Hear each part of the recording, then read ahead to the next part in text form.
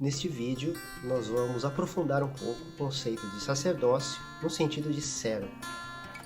E Números, no capítulo 4, versículo 3, na versão NVI, diz assim: Contem todos os homens entre 30 e 50 anos, aptos para servir, para que façam o serviço da tenda do encontro.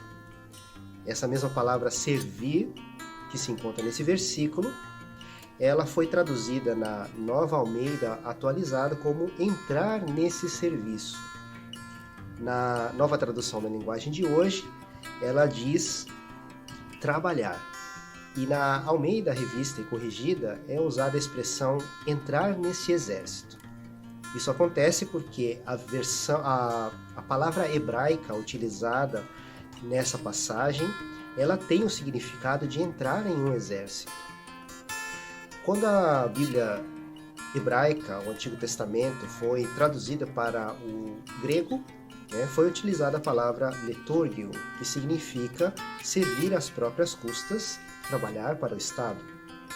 Essa mesma palavra letorgio, quando foi usada no Novo Testamento, ela aparece, por exemplo, em Atos, no capítulo 13, versículo 2, que diz assim: E servindo ao Senhor e jejuando, disse o Espírito Santo: Separai-me agora, Barnabé e Saulo, para a obra que os tenho chamado. Então nós vemos aqui que Paulo, quando ele se converteu, ele estava leitorgio, servindo na igreja. Outra palavra que tem o sentido de servo, que ela pode ser traduzida como servo, é a palavra ministro. E em Efésios, no capítulo 3, versículo 7, por exemplo, Paulo diz que ele é constituído ministro. E em Romanos 15, no versículo 8, ele diz ainda que Cristo foi constituído ministro da circuncisão. Se nós então entendermos que ministro é a mesma coisa do que servo, nós vemos aqui que Paulo ele se denomina servo para o anúncio do Evangelho, e ele ainda diz que Jesus Cristo é o servo da circuncisão. Bom, a palavra ministro, no grego, ela significa diáconos, que significa alguém que executa o pedido de outro. Pode ser traduzido, inclusive, como garçom, então, aquele que serve.